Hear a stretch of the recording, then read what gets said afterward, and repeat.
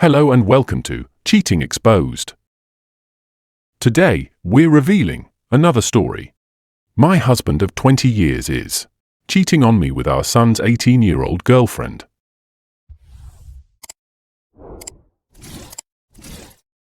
I'm going to use pseudonyms for anyone I reference in this post. I 41 female, a stay-at-home mom. My husband 48 male, whom we'll call Paul, works in finance. We have been married for nearly 20 years. We have 2 kids, whom we'll call Derek, our 18-year-old son, currently a senior in high school, and Mary, our 15-year-old daughter. They are both the lights of my life. My marriage with my husband has grown somewhat stale over the years for a myriad of reasons, such as his work schedule and how I've aged poorly since we first met. Our son Derek has a girlfriend 18 female, whom he's been dating since they were freshmen in high school. We'll call her Amy. Eric absolutely adores Amy. She's his first love, and she's someone I've always considered as family. This makes the whole situation emotionally excruciating for me. Last week, I inadvertently saw my husband's phone screen and got a glimpse of a text thread between my husband and Amy, our son's girlfriend, and I read what looked like a message of her telling him that she misses doing things to him. I froze in place, in complete disbelief. I spent most of the day convincing myself that I must have misread what I saw. However, I didn't misread it because, over the last several days, I discovered a file on his computer filled with tons of BDSM content. He clearly has an addiction to it. He also has saved photos of Amy from her Instagram on his computer. Although they weren't inappropriate, she was fully clothed, it was still the proof I needed to confirm that I wasn't going crazy. I also looked at his phone during opportune moments and saw more of their interactions. I wish I had never looked. They were filled with mean, horrible things said at my expense, with him constantly comparing me to her. He would call me fat and old, among other things, with Amy LOLing. I've always had hunches or paranoid feelings that Paul has been cheating on me, but never in a million years could I have fathomed something like this. Last month, I found a thong in our bedroom that I knew wasn't mine. I turned a blind eye to it, being naive and acting like it was maybe our daughter's, even though that made 0 sense. Not only is he cheating on me, but he's betraying our son. I'm completely devastated. I don't even think words can adequately describe the dread, anger, and shock I feel right now. I'm totally overwhelmed on how to handle this because, obviously, action needs to be taken, but I'm terrified of what kind of emotional blow this will be for my son. I have no idea how to even broach this completely messed up topic with him. I wouldn't wish this predicament on my worst enemy. I can't even believe I married this scumbag in the first place. And then my mind started to race, realizing that I started noticing specifically unusual behavior from him around the same time Amy turned 18. Was he waiting for her to turn 18 before pursuing this affair? There are so many layers to all of this, and I'm completely paralyzed with fear and dread about it all. None of it makes any sense at all. How did this happen? Am I that much of a stupid idiot that I let all of this happen under my watch? Eric adores Amy, and the thought of revealing this sickening truth to him terrifies me. The impact on his young heart and mind could be devastating. My heart aches for Eric and Mary, who are completely innocent bystanders. I haven't confronted my husband about this because I'm frankly scared of the domino effect. I don't know who to turn to first about this. My brother connected me to a very tough, junkyard dog-type lawyer. I saved screenshots of all his conversations with Amy. I was only able to get the last 3 months from iCloud. The conversations were mostly flirty and dirty talk, it was hard to stomach, completely sleazy, and I saw several negative things said about me. His call history showed he talks with her for hours pretty consistently. He uses dating apps. I took screenshots of his profiles and all of the active chats he has with his matches. It's very clear he uses a filter to seek out girls who are 18 to 22 or so. I copied all of his files from the computer. He goes on explicit chat rooms and forums, and he spends a ton of money on OnlyFans. I rummaged through every possible hiding spot I could think of in the house. He had various adult items, blindfolds, cuffs, lubricants, etc. He also had different outfits, which looked kind of like a girl's Catholic school uniform and a French-maid type outfit too. I picked up Eric and Mary from school, and we all drove to my brother's. They were able to sense something was awry when I picked them up. I delicately told them the entire situation, and I broke down crying. Mary had the most anger, even more than Eric. I met with Amy's mother and told her everything. She confiscated Amy's phone and gave me the entire chat log. It only dated back 3 months ago, like on my husband's cloud, almost as if they both deleted the messages at the same time. She told me Amy sobbed when confronted. Amy basically told her mother that she will never understand and that she and him are in love. I don't want to get into too many details with what else she was saying, but suffice to say, it's very easy to assume that my husband slowly and methodically became a sage-like figure in her life, making her feel she could rely on him, and he took advantage of the fact that she came from a broken home. Amy is also non-stop insistent that their friendship only became romantic to physical recently, and before that, she said he was more of a friend and mentor. I confronted Paul over Zoom. The look on his face was unnerving. He became red and looked so sweaty. He had anger and panic in his eyes. His tone of voice was very defensive and frightening. He kept yelling the word context over and over again, and that none of that happened. He was unable to speak without constant stutters and intensity.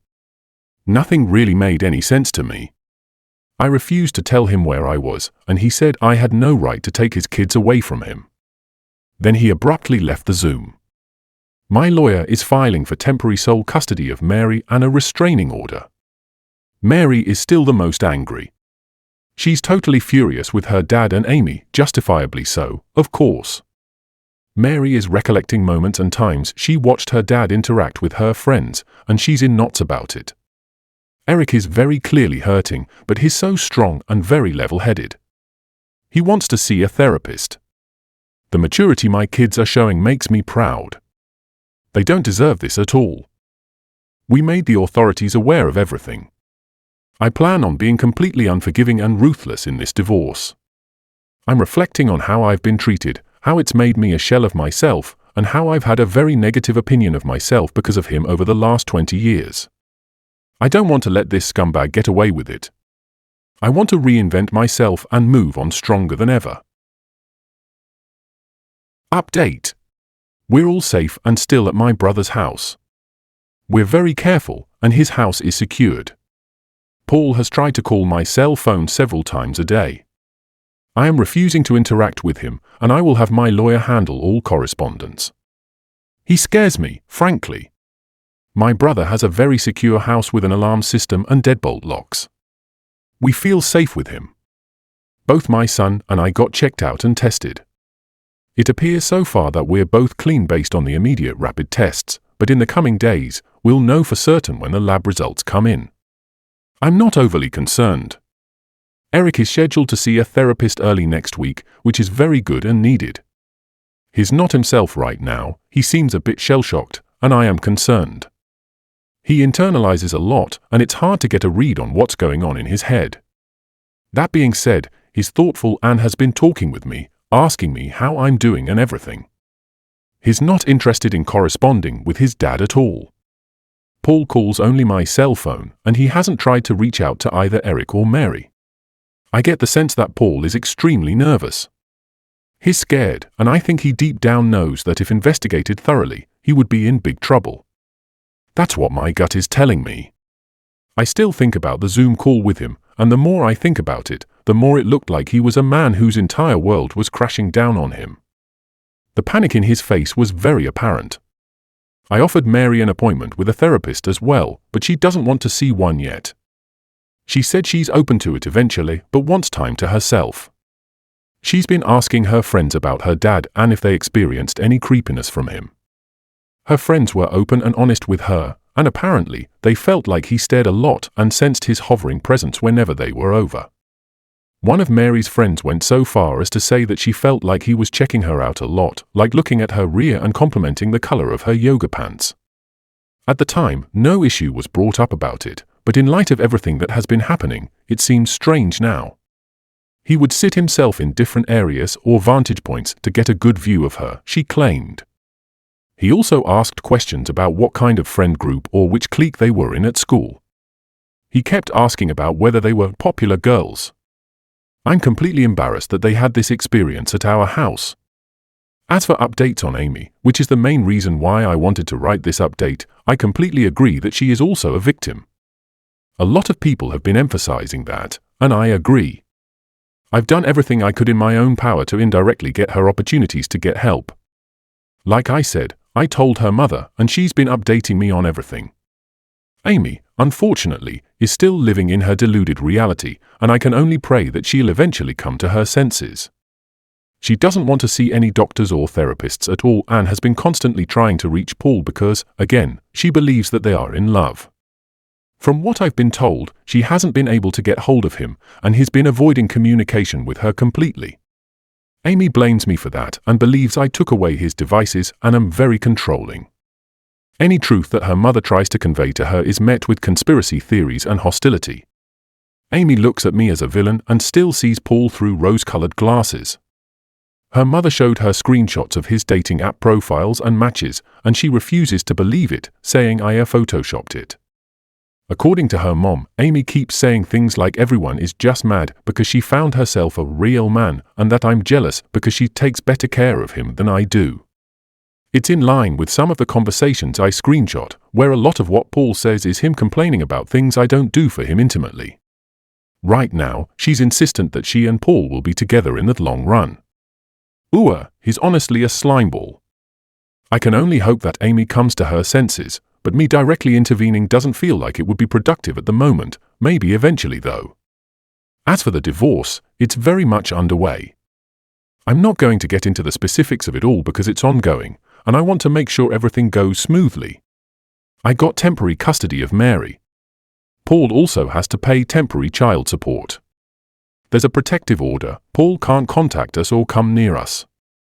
Right now, we're just focusing on getting through this legal mess. Again, I'm not getting into specifics because I don't want to mess anything up. But what I'll say is that I'm very confident, divorce aside, there's overwhelming evidence against Paul that will get him in serious trouble, and it will impact him for the rest of his life. I'm sure eventually I can share more about that. I know a lot of people are concerned about his predatory ways, and I just wanted to convey this, even though I have to be vague right now. Justice will come. All of your concern about how my kids are doing psychologically means a lot to me. Eric has been to therapy twice over the last 2 weeks. I know some people thought I was dismissive of him and acting like he's doing okay. I very much know that he's hurting internally, and we're doing everything we can to make sure he knows he is supported and loved. My brother has been amazing in spending time with Eric and Mary, and both of them have confided in him a lot. My brother has a very healthy marriage, and both he and his wife have really stepped up to the plate for all of us. Mary has not seen a therapist yet, but she promises that she will be open to seeing one soon. Her anger has mostly turned into sadness, and I hope I can get her to see a therapist soon. Her friends have played a key role in this whole thing, and that's something Mary has been grappling with as well. I know a lot of people are invested in Amy's well-being as well. There were a lot of questions about whether Eric and Amy would still see each other at school. It sounded like they go to the same school, but they do not. Eric and Amy went to the same junior high school and knew each other even then, but Amy ended up going to an all-girls Catholic high school while Eric, and Mary too, stayed in the public school system. We all lived in the same town, and over the summer heading into freshman year was when they started getting to know each other and dating. I wish I had a better Amy update, but it's gotten a lot worse since the last update. Paul has actually been seeing Amy, despite her mother trying to force her not to see him. She tells me that Amy insists she's 18 and an adult, so she can do what she wants. Her mother is in a precarious spot because if she kicks Amy out of the house for defying her, something she has threatened to do, which I think is a mistake, Amy would just run to Paul permanently. The time she spends with Paul has increased over the last week, even though Paul initially ghosted her when all of this first hit the fan. There were some days when Amy would just be gone for hours on end. There's only so much I can do about the Amy situation, but again, I do believe things will turn around soon, given what I know about Paul and what's to come. I can only pray that Amy gets the help and guidance she needs when more shit hits the fan. I'm doing everything I can with my own kids and my own mental health, and Amy's mom knows she has my support. That's all I can really provide. Well, Folks, that's all. Thank you all for listening. Please like, comment, and share the video if you enjoyed it.